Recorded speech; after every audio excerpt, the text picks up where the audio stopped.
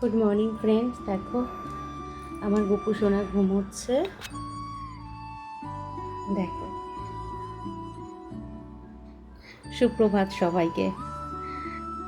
আমার গোপাল সোনাকে দেখে আজ সবার সুপ্রভাত হোক। এই হচ্ছে আমার গোপু সোনা। উঠে পড়ো সোনা। আমার শাশুড়ি মা বলেন গোপালকে যখন তুলতে হয় তখন এইভাবে ধরুন আমি শুয়ে রয়েছে তো এরকম হাতে তালি দিয়ে করে রাধে রাধে রাধে রাধে রাধে রাধে রাধে বলে তুলতে হয়। এই সবাইকে গুড মর্নিং বলে দাও, সবাইকে সুপ্রভাত, সবার দিন যেন খুব ভালো যায়। তো আমি এখন আমার গোপাল সোনাকে রেডি করব। ওর বিছনাটা দেখো আমি এখন তুলে রাখবো। এখন আমি বিছনাটা তুলে রাখছি।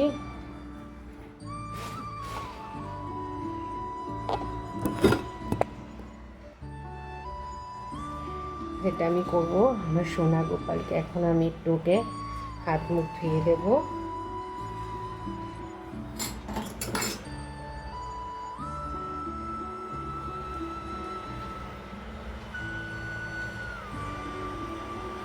তোমরা জানো কালকে আমি রাতে জামা খুলিয়ে শুয়েছিলাম, তো এখন ওকে আমি জামা পরিয়ে দিচ্ছি, মুখ ধুয়ে দিয়েছি আমি।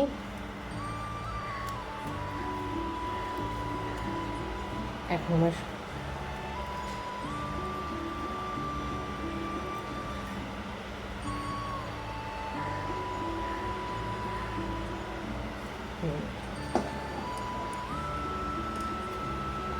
দেখো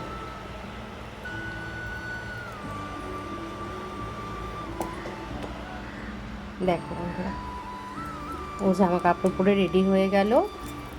এখন ওকে সাজিয়ে দেব। মুখ ধুয়ে দিয়েছি আমি ওকে। এই চুলটা লাগিয়ে দিলাম, চূড়াটা পরিয়ে দেব। দেখো কি মিষ্টি লাগছে।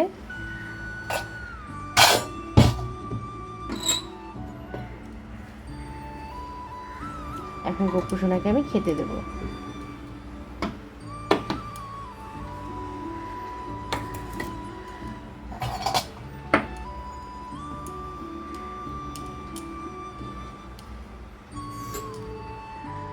আজ তো রাধা অষ্টমী, তো ইচ্ছে আছে দুপুরবেলায় একটু গোবিন্দভোগের চাল দিয়ে একটু পোলাও করে দেব।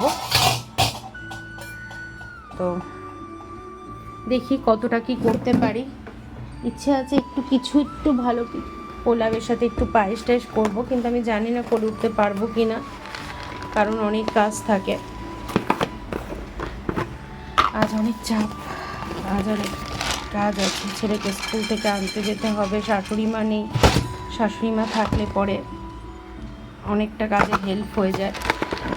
তো দেখি কতটা কি করতে পারবো, আমি তোমাদেরকে সেটা করে দুপুরে কী করে দিলাম আমি অবশ্যই আমার ভিডিওতে তোমাদের দেখাবো। তোমরা কিন্তু কমেন্ট করে অবশ্যই জানাবে যে আমার সকালবেলা আমার গোপু সোনাকে খেতে দেওয়াটা তোমাদের কেমন লাগলো।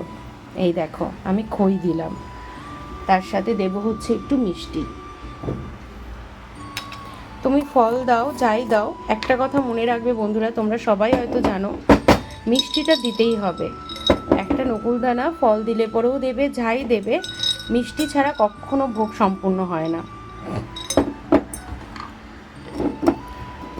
আমার গোপু আস্তে আস্তেও খাবে।